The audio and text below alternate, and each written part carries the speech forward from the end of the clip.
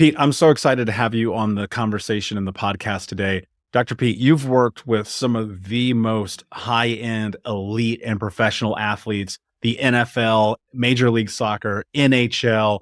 Dude, you've worked with behavioralism, holistic, strength-based, and wellness. You've done so much in terms of understanding not only high performance, but how people can really adopt these lifestyle changes, shifts, mindset, the growth, so many of the things that I think a lot of us as like regular civilians who are athletes like really want out of their life. So I'm excited to have this conversation. Why should people listen to today's episode?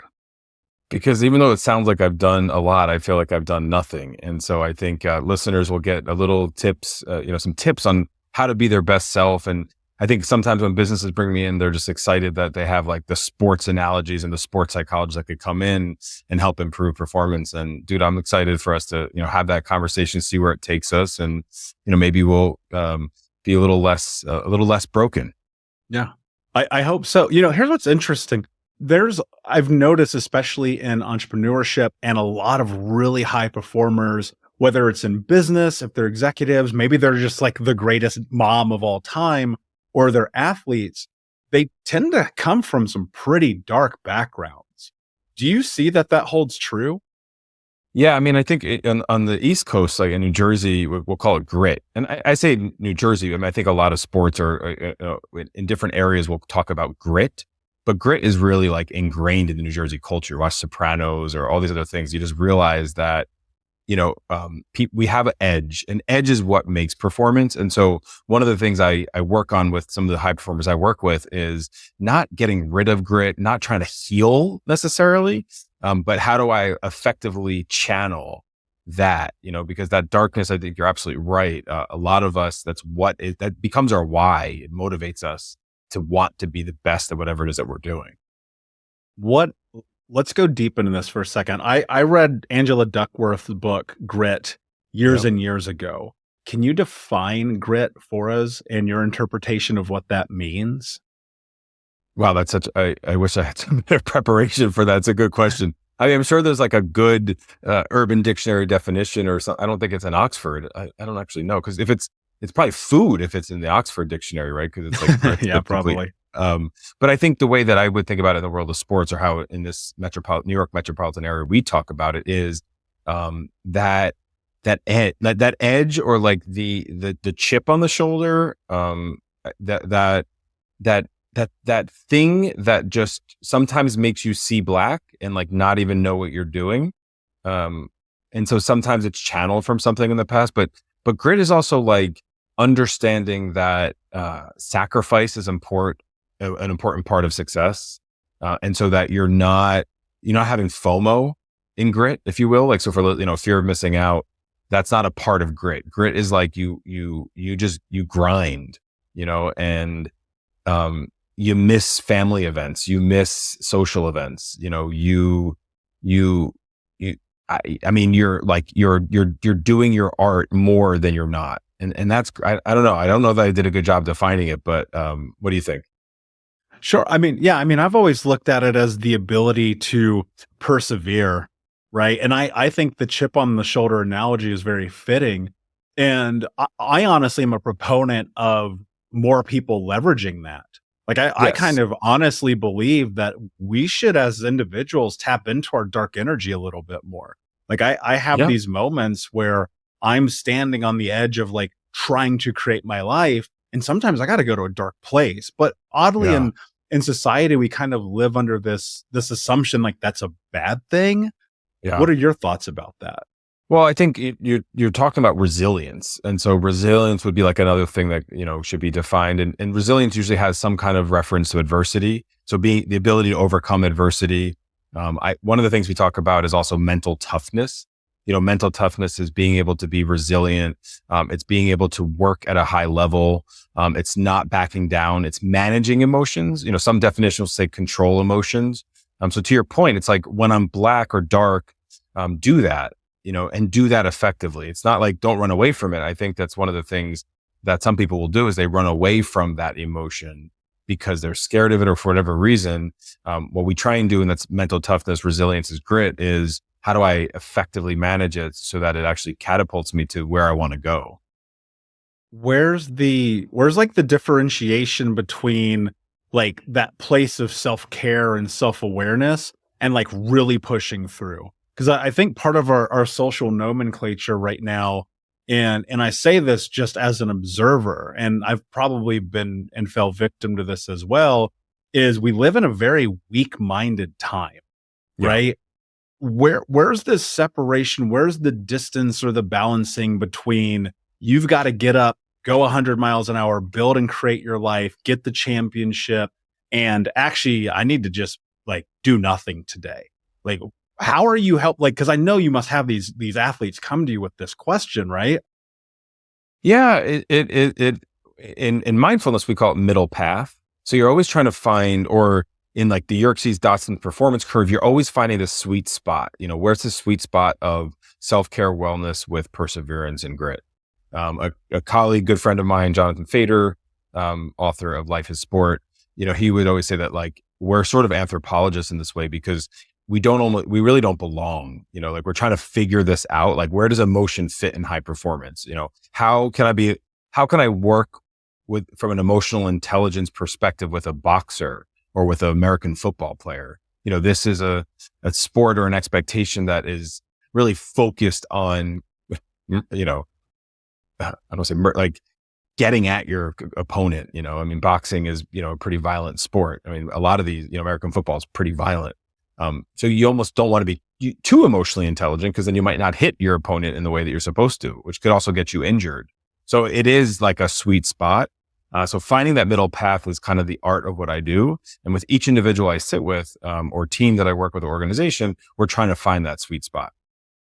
I want to go deeper into the sweet spot in just a Yeah. moment. I have a question for you there, but can you define high performance for us?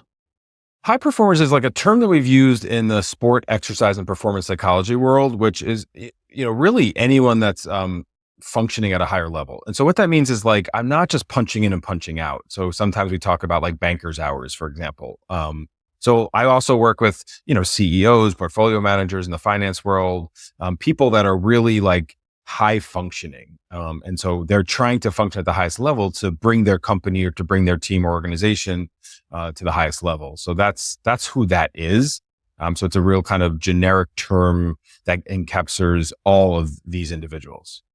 It's funny. I was thinking recently. So with my coach in business, one of the things that we talk about a lot is how do you serve the person that you once were? Like that's such a big part of the conversation. And as I've thought about it deeper, one of the things that I realized is that when I was in my early 20s, I was a high performer in business. Mm-hmm. I was more successful than all of my friends. I crushed it in business, but I was also a disaster in a lot of ways because I hadn't really understood the triad of life and being able to navigate like high performance in my health, my wealth, and my relationships. Yeah. And so I think in this one, in the context of what you've been able to do and understand and articulate into the world, high performance in sport is, Kobe and LeBron and MJ, and then you have Conor McGregor and John Jones, and then you have Pele and Messi, and you have like these people that you can look at and go, those guys are high performers. Right. I've always looked at it and thought to myself, yeah, but so is the dude who's like 27 years old and a CEO. And Sure. so is the mom running the household with 6 kids. Yeah. And you look at this and like, these are real life examples, but I feel like people don't give themselves enough credit for their performance. Yes. How do you help people? Because I know one of the things that athletes must come to you for is like not recognizing their own talent, even if they're the best in the world. How do you help them do that? Well, I love that you keep giving the shout out to, the homemaker, because I think that is a really important role. And a lot of the people I work with would not trade spots with their partner to run the house because it is a really challenging role. And so in that regard, some people use work or this high performance as an escape, and I think maybe that's what you were figuring out in your 20s was like, it was motivating you and it yielded good outcomes. But in that triad, it wasn't fully fulfilling. And so what we really focus on is a value-based model, a value-based living, provides people with more kind of holistic and global satisfaction across all these different domains in their life. Does that lead down the path of finding the sweet spot? Is that like a precursor? Yeah, I think so. I mean, at least in the way that I do it, because this is the thing, if it were just that easy in a formula, we would all be doing it. Like True. not everyone flies private. Not everyone can go out to dinner, once a week.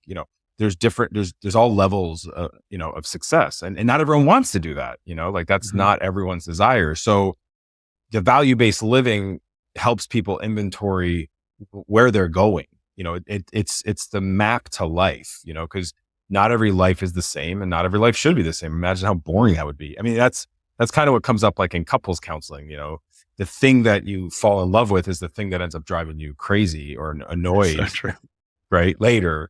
And sometimes people think they want to marry themselves. They're like, well, I do it this way, or this is, but the truth is like, that's where yin and yang comes from. And that's the beauty of mindfulness and some of this like Eastern stuff that we bring to the Western behaviorism to say yin and yang exists because you need balance. If you had two of the same people in a relationship, you would not last.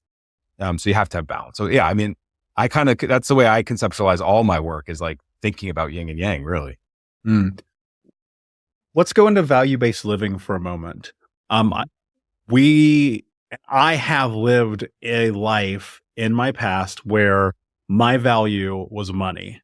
Like it was the only thing I cared about, which, for a lot of people makes sense when you come from nothing.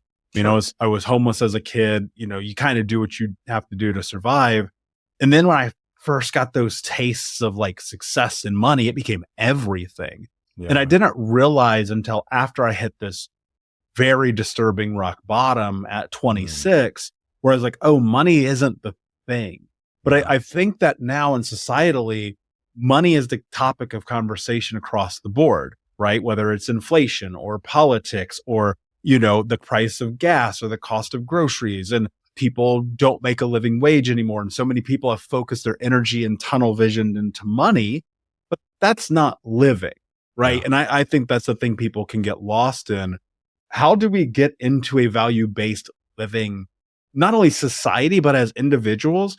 Like, how do we set our lives up to actually be able to like inventory what's going on to create the life that we want to have through value-based living? Yeah, it's a really good point. I mean, I think it reminds me of, I don't remember who sang it, but "Mo money, mo problems," and I think, yeah, I should have, is that West Coast? Is that maybe what? Yeah. Yeah. Anyway, because I do think there's a lot of people that do chase that thinking that will solve problems. But the bottom, I mean, would say like, people in finance, when they achieve that whatever the goal is, I want X amount in the bank account, then that's never enough. And you want then the next, which is healthy. It's always healthy to kind of set these, intermittent goals. But if you're chasing a goal line that doesn't exist and keeps moving, you're chasing your tail. If I've ever watched a dog chase its tail. So value-based living just helps you. Like, so if I'm leaving, Newark airport to go to California to visit you, Vegas, out West Coast, I'm going multiple routes that I could take to get there. If I'm driving, there's multiple, states that I could go across, different airlines I could take, different times I could leave. So value-based living just sort of helps you select which one fits more with your belief system and your current lifestyle. So it's not right or wrong. And it shifts over time. And so there's sort of different domains that we pick up on within the values: occupational, intellectual, financial, spiritual, familial, romantic, all these sort of areas. And so we take inventory of all of them, to, just again, to kind of create the map of how we're going, wherever it is that we're going. If I'm at the starting point, and I'm pretty unsure about the direction in general, where do I kind of begin formulating these ideas about values?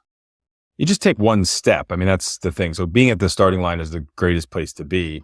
One of the concepts we have in mindfulness is beginner's mind. So even if you're super successful in whatever area of your life and, career, personal, all that stuff, there's still a beginner's mind. Like, do it as if it's the first time you're doing it.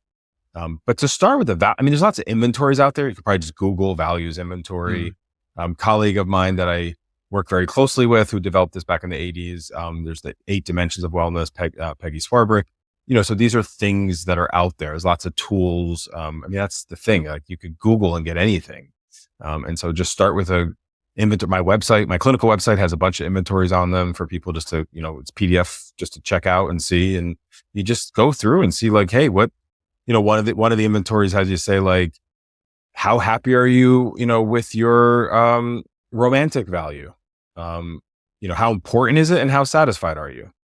Because, or parenting, how important, how satisfied, because somebody might not have any children, but they might be totally satisfied with that.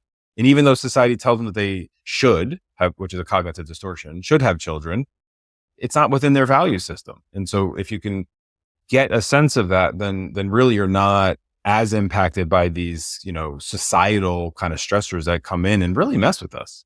Mm. And when you do that, are there mistakes or pitfalls that you see people kind of fall into? Yeah, well, it's the shoulds. So Ellis, you would say just you should all over yourself. That's not explicit. You should all over yourself. Because the shoulds, I should be married. I should have kids. I should have a good job. I should have a full-time job. I should, whatever it is, these might be expectation, but are they your, value-based expectations? And that's what we look at. So those are the pitfalls usually. So sometimes people will fill it out and they'll come back and they have the perfect, it's all clean and everything's like filled out in a really nice way. And it's all the proper responses. And then I'll push a little bit and I'm like, well, that's probably what you felt like you were supposed to, like family, for example, right? Like everyone feels like family is supposed to be like the highest rated of importance. And again, maybe it is, but is it in everyone's case? It's not. And that's okay, but I think a lot of people feel like this pressure that it's supposed to be, or shame that it's not. Yeah. And I think that pressure and shame leads down this road of massive stress. Yes. It's something I've even faced, when I was first building this career in this business, I had all these notions and ideas of like, how do you really be the number one trauma coach in the world? How do you write the best book and have the best podcast and stand above the rest and do all these things?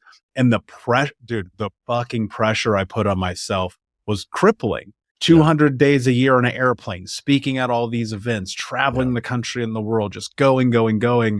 And then I realized that I was like unbelievably unhappy. Yeah. And in fact, I almost shut the business down last year. I end up calling one of my best friends because as a high performer, and this is where I'm going with this, but as a high performer, man, we go places that are dark, not necessarily in the best way. Sure. And I was pushing. And I call my best friend and I say, I think I'm going to close Think Unbroken. Yeah. And he's like, I think you just need a vacation. and a vacation wasn't enough because I was actually burned out. Yeah. Right. And that's a thing that I did not think that existed because I was in my values. I was doing the thing. I was going hard. I was helping all these people. Then I realized like a high performance also requires rest and recovery. Yes. Right. You talked about this sweet spot. That I am still in the phase of like on the tail end of like getting back to the full strength and level that I was at. How as high performers, how do we get into the sweet spot? And does being in the sweet spot help avoid burnout? Yeah, 100% it does. So and in social science, behavioral science, we don't say much anything is 100%. We don't like to speak in absolutes, but I would say 100% the sweet spot does prevent burnout. I mean, that's one of the hardest compromise resolutions, if you will, for high performers because they feel like they have to grind and grit, so kind of full circle moment, how we started talking about this. And it's not until you can let go and say, I need to check out, I need, one of the things I thought about, Michael, as you were talking was like psychological immunity. So yeah, 200 days on the plane, kind of sitting with other people's traumas, all this stuff. What am I doing to protect my own psychological, health and well-being? So that's a psychological, immunity that you really want to make sure that we're protecting around this because, we have, depending on spiritual beliefs, we have this one life to live. And so we want to get the most out of it, hopefully, right? And especially in high performing, you want to do that what you can. And that's one of the things where like I have some of these finance folks with lots of money in the bank, but they're miserable. So it's like, cool. Like, what's that doing for you? Does it make you like, how good does that make you? Can't even enjoy it. You can't take it. So the sweet spot is probably the most important thing, for these high performers to establish. And it sounds like you're still even just finding it, which is beautiful, right? Because there's not a one size fits all, and it's not like you find it and you're done. It's like you find it, it moves, you got to play around with it a little bit, really kind of, see. But I'm glad that your friend told you just to take that vacation.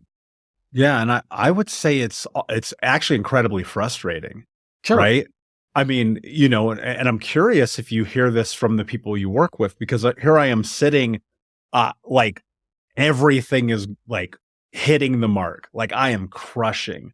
And then one day I wake up and I was just like, wow, I'm completely fried.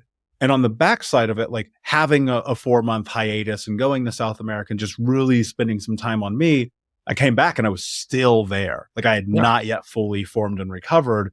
We are a year later, Dr. P, a year later, and I'm just now like kind of hitting that stride again.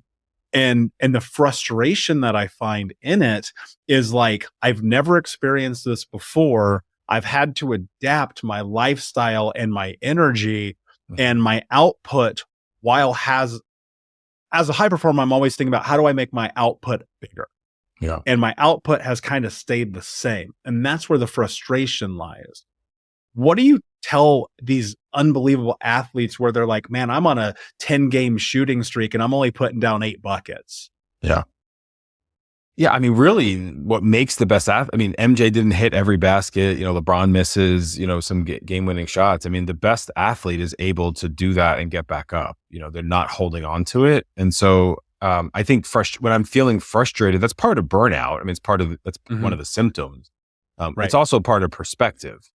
So if I'm frustrated, then my perspective is that I'm not supposed to feel this way, or I have some other sort of judgment of my feeling or expectation. And so that's the work, and hopefully that's what we start to work on is like, how do I let go of those expectations? How do I just embrace what is? And that's the foundation of mindfulness. I'm doing what I'm doing on purpose in the present moment without judgment. And so I have to say like, I'm burnt out. Cool. Let me like not judge that.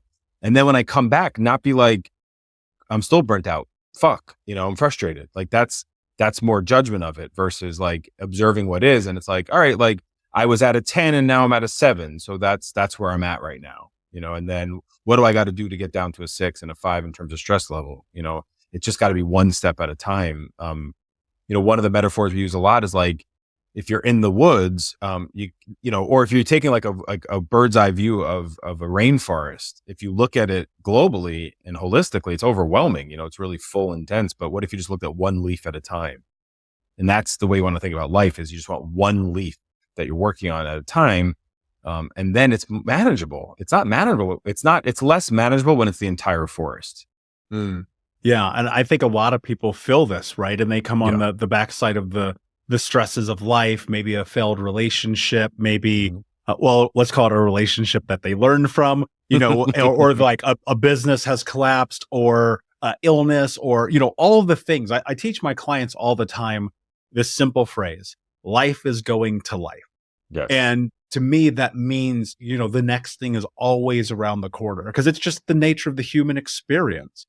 And in that, I have found freedom in that. And where my inner peace comes from is that space of like knowing that this too shall pass.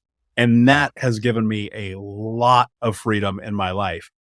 But the way that I kind of look at it, it's like you have, and I think we'll probably stay in a lot of sports analogy today, but like you have the star athlete who tears the Achilles, who comes back and he just can't like turn it on.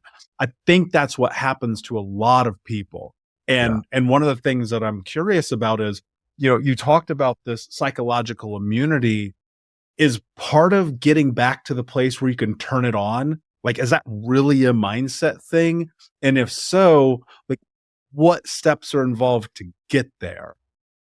Well, so first I want to go back, like what we say lately, a lot of the athletes are life be life in. And that's just what it is. It's just what it's, and that's truly to me is acceptance. It's accepting what is in front of you. I think it is. So psychological immunity is a part of it, and the athlete that was injured, I mean, we've got a lot of amazing sports science and protocols around that. And a lot of it is mental, if you think, because the injury was traumatic. So, you're a trauma coach, like the brain encodes that at a neurological level that is not easy to rewire. But there's one thing that really we know rewires the brain, and that's mindfulness. Mindfulness meditation is able to change the brain. So we can, re-encode memories. And so we work with athletes that have had significant injuries from the day their injury occurs. And then right before surgery and right after surgery, and then during physical therapy and rehab, there's a whole process around that so that you're rewiring the brain so it's not holding on to that. Because the thing that's usually happening in any of these performance issues is that it's something from the past or worry about the future. Okay. So again, you I keep infusing a lot of mindfulness in this, but that's just how the brain is wired. I mean, we have a lot to learn from thousands of years, of Eastern philosophy and practice, that I think is really still in the infant stages here in the West. Mm. Oh yeah. I mean, we're learning new things about the brain at a pace that we don't even understand. No. And I saw a recent article online where the idea that we only use 10% of our brain has been dispelled, and it's actually closer to like 0.4%. Right. I don't know if you saw, but it's like, yeah, that makes sense because we're probably telepathic and we just haven't even figured it out yet. I mean, I believe that. I mean, that to me just feels like it's an opinion, because that's really hard. That's really hard to test. Yeah. You can't prove that, right? No. I'm curious. Let's go into the psychological immunity concept for a moment, because I understand what it means, and I don't want to lose people in the conversation who might be like, what? Yeah. First, what is it? And then secondly, what is it that we need to do to nurture it? So first, it's, if you're on a train, here in New York, and somebody's like sneezing and coughing, especially like post-COVID, you're likely going to turn away from them or, cover your mouth or cover your nose. Yeah. So absolutely. That's what it is. And so that's the how-to, so it's just protect yourself from, with my students, I call it like the lifetime movie. It's very easy to get wrapped up in some of that stuff. In Buddhism, we talk about the Eightfold Path. So it's like right speech, right action. And so like gossip doesn't fit in that, and so you're trying to like be holistic and pure in a way that aligns with your values. So, turning away from, as I would on the train with somebody who's sneezing and coughing, the people that aren't really contributing to my life or the situations that are not fulfilling me, and really taking inventory of that, because it's easy to get, sucked in, both in terms of just habits and just you just get stuck in situations. And it's kind of like why somebody who's been in an abusive relationship might find themselves in an abusive relationship again. What some of us that haven't done that, that's hard for us to understand. But that's just how we're wired, some of us. And so just being able to rewrite that is really powerful. And that's psychological immunity. And in that, growing up, one of the things that I've been able to become known for is helping people work through the most traumatic experiences of their life, break the pattern, and rebuild themselves. Yeah. And for me, the biggest part of that is showing people that the thing that they're most scared of in terms of their growth, their achievement, their success is the very thing that's going to set them free of what they're stuck in front of. Absolutely. And what's so shocking to me, even to this day, and I've coached executives for some of the biggest companies in the world and people who are mom and pops and run small businesses, everyone in between. And the one commonality that I find is that when they are around negativity begets negativity. Yeah. Doubt begets doubt. This idea of not enoughness begets not enoughness. And some people feel so unbelievably trapped because of just what's around them. Yeah. When you're working with people, and I know, because we know the average professional athlete comes from a broken home, especially in the United States. Sure. We know this. Yeah. They come from poverty. Sports is the out. Mm-hmm. And once they get out, often you see this where it's this space where they're still a foot in, right? Yeah. When you're working with these guys and gals and these people, and they're trying to really break free of all of that and create that immunity and be able to really go perform at the highest level, where do you begin in the process of like breaking those old thought patterns that are tied probably both subconsciously and somatically to the experiences of the past. Yeah, it's again not a one size fits all, and so I think I'm just going to challenge just a little bit because we use what's called relational frame theory, and this is a neurological theory that says that words have a neurological pathway and create both images and feelings. And so to say like to break thought patterns is like I have a real strong reaction to that because it just suggests that I can get rid of things. And I wish I could, there's a lot of stuff I wish I could get rid of. And so actually the first place you start is with acceptance. I have to accept what's there. And actually it may be with me forever. I may never be able to get rid of it. And so I think, especially in the trauma literature, as a cognitive behavioral therapist, like we can desensitize to, and, we have all the, EMDR and prolonged exposure. We've got a lot of empirical evidence for how to treat these traumas. But one of the fundamental requirements is alliance and relationship, with people around you and the provider that's doing this with you, and so that's obviously why you're so good at this because, you build connection and, they have a real kind of strong sort of interpersonal ability to like help people feel safe. And that's like the first step. Then you work on sort of, rewriting the narrative just to, and the way I look at it is like through core beliefs. These traumatic experiences really shape our core beliefs, which is sort of like, I think you were saying this earlier about your coach, like talking to your former self. And I think that a lot of times the core beliefs get shaped at a young age and we carry it with us. That's sort of the thief of the past, the football coach I work with. It's a thief of the past. Like it's going to be with me. But there's another great analogy that we use in this relational frame theory world called demons on the boat. And, really helpful for people to YouTube that. But we all have demons. I don't know. I've never met a human being who doesn't have a demon. You with me on that? 100%. Yeah. So we all have them. Many. So, yeah. Some of us have more passengers than others. That's cool. Like non-judgment. But everyone's got at least one, and so I can't get to where I'm going. And this is the analogy is really about value-based living. I can't get to where I'm going if I don't recognize that they're not going to kill me. Like they're just passengers on my boat. I'm going to have to exist with them. But when I don't learn that, then I stay astray and I'm not where I want to be.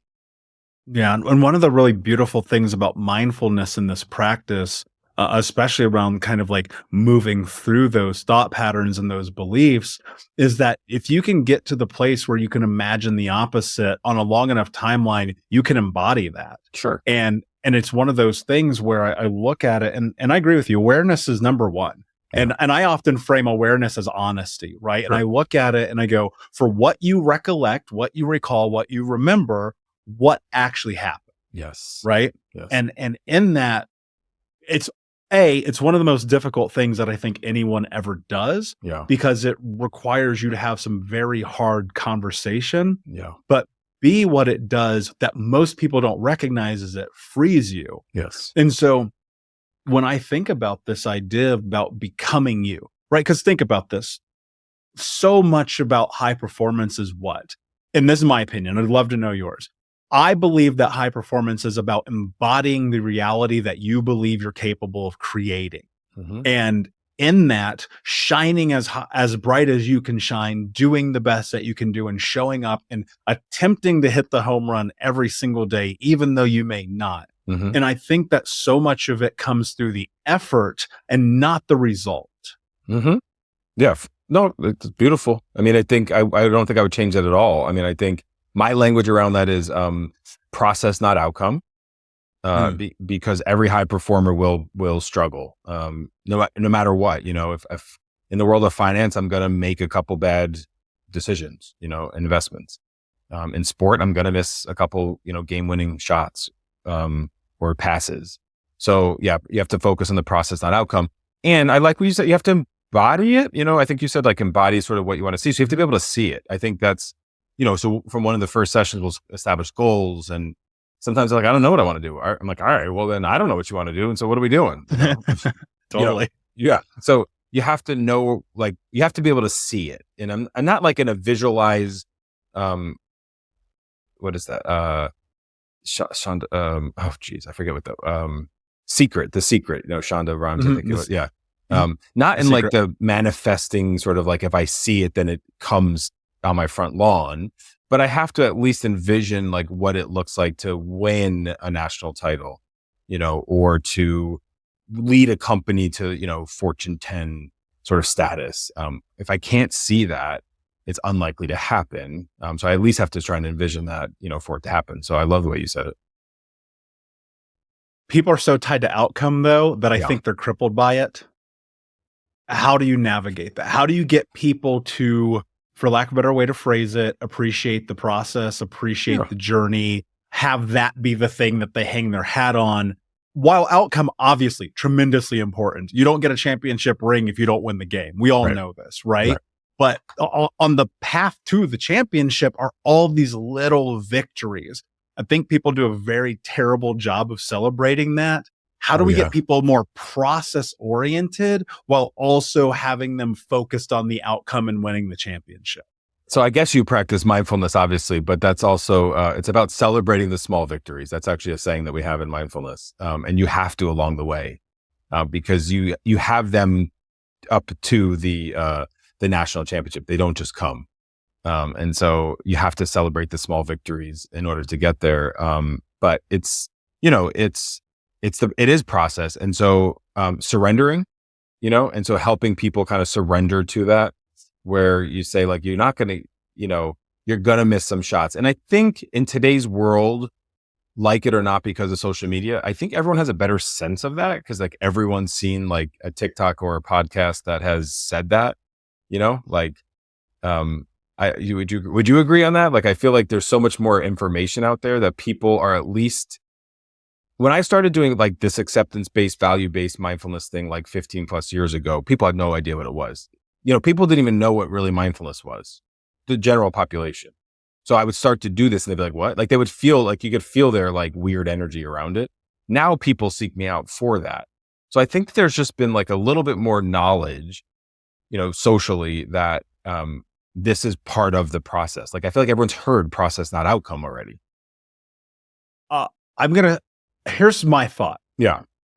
On one hand, I agree with you completely. And on the other hand, I think to myself, because of the ungodly amount of scrutiny on social media, it traps people in fear, and they are terrified to even share the process. And it's like, if I'm not famous, rich, got a six pack, and have the most attractive partner on planet Earth, then I'm not worth shit. And I think it's almost like the middle of that doesn't exist, where you can have a little bit of both. You're right. So, I mean, I don't know, man, because I hate social media tremendously. Same. I think it does nothing but hurt people, to tell you the truth. Well, when it's using you, I think that's the key, right? So like, that's one of the things we do. Because this is where I love working with university athletes, because they're, 18 to 24 years old. So their brain is still evolving. And I think if we can intervene at that level, we will have healthier adults and a healthier sort of future generation in a, kind of, super pageant answer kind of way. But I just think it's true. And so I look at, am I using it and it's not using me? And I think that's key. I would want listeners to really reflect on that. Yeah. And I think that also ties into this idea about your goals, right? Yes. Or, who's in control of these? Because I think people will set these. I believe that your goals should make you incredibly uncomfortable, but they shouldn't be impossible. That's right. That's kind of how I sit in them. And one of the things that I sit down with my clients day one, whether you're in a group program or one-on-one, I go, we need to write 3 goals, one in in each of the triad of life: health, wealth, relationship. They need to be attainable, but they need to make you sweat. Yeah. And I think people, instead of making themselves sweat, make themselves drown. And because of that, they don't even take a step into the pool, right? Yeah. What is the process for you when you're helping people kind of like delve into these goals and build something that they're moving towards? Yeah, I love what you just said. I think that that's a nice metric. And I think that there's great models out there. We use SMART goals, specific, measurable, attainable, realistic, and time bound. I do like to do like a 1 year, 5 year, 10 year plan. I think even strategic planning, we take that from organizational development world and but I do a strategic plan for your life, and Totally. cool. Like that's kind of fun project, like you can do it with your partner, you could do it with your whole family, kind of sit down at dinner and like, that's the conversation. Like, let's do this. And, I look at it through these 4 pillars that, behaviorally sort of what decisions are people making, holistic, again, like everything, like interdisciplinary, like exercise, acupuncture, all that type of stuff, strength based, kind of thinking about, you've had a lot of really great reframes today. I mean, I could tell, so about perspective and just thinking about the small victories as a strength-based approach. And then well-being and wellness, and so what's my commitment to that? And what's my plan? One of the things I say is it's really easy to feel like shit. You could just drink a bottle of wine and eat a box of Oreos. It takes a lot of work to feel good. It takes a lot of work. I got to meditate, I got to wake up early, got to exercise, got to eat well. I mean, I got to sleep.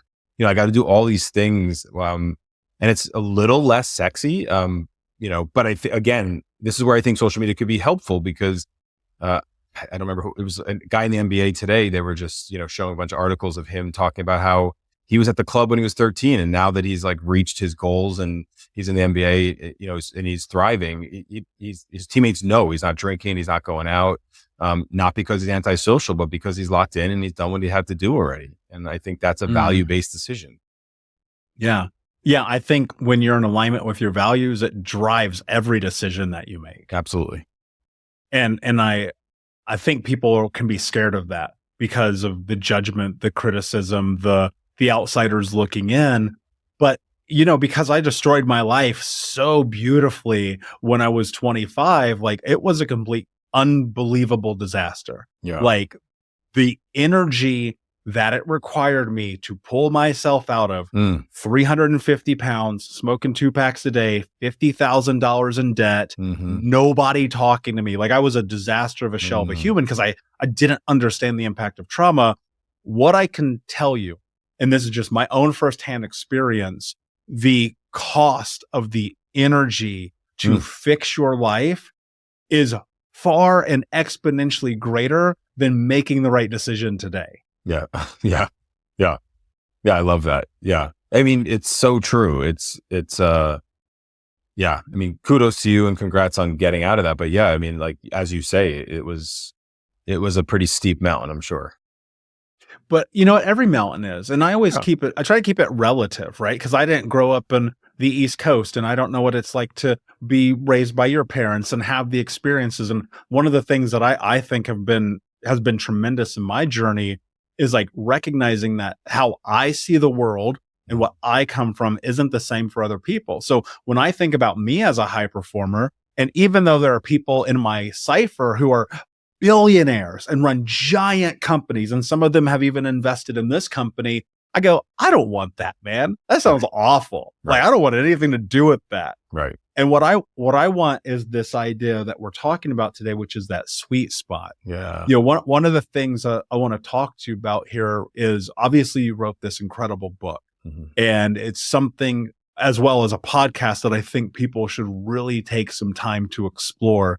First, can you talk to us a little bit about the book and your mission behind that? And then a little bit about the podcast and the mission behind that as well. Yeah. So, I mean, you've heard me talk a lot about mindfulness today. So Mindfulness Workbook for Beginners is a really practical workbook that one of the first, if not the publisher said it was the first, but I never believed that type of stuff, but of just general like mindfulness, not mindfulness for eating or mindfulness for anxiety or just like a how-to. And that was why I really got into the project. I wrote it during COVID.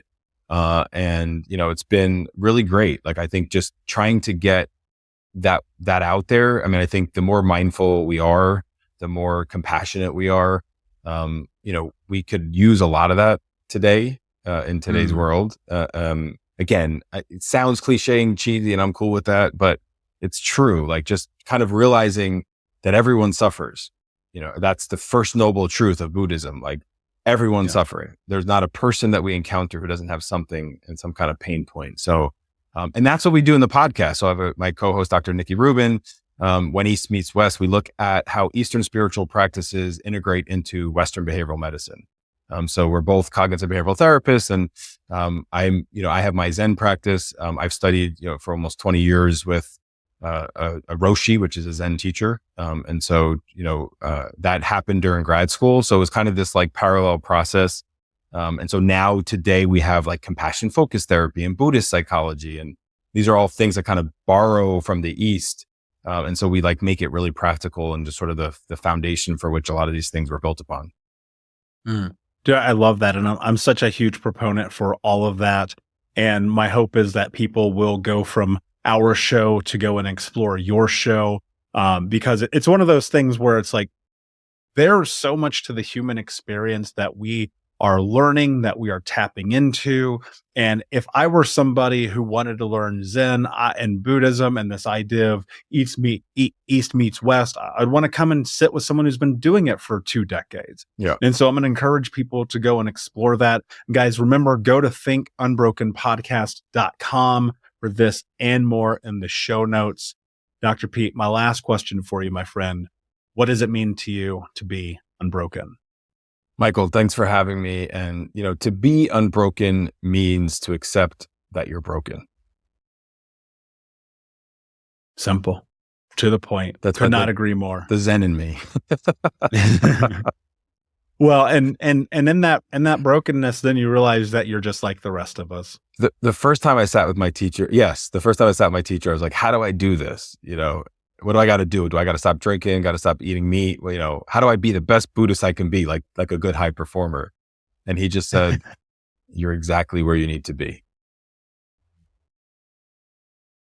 Powerful. And so are you, my friend. Thank you so much for being here, Unbroken Nation. Thank you for listening. Guys, please review the show. Share this with someone who needs it. Even if it's just one person, hit that share link, text it to them right now, because they're a high performer. They're in their own way. They need a little bit of guidance, and Dr. Pete can help them, especially if he helped you today. And until next time, my friends, be unbroken. I'll see you.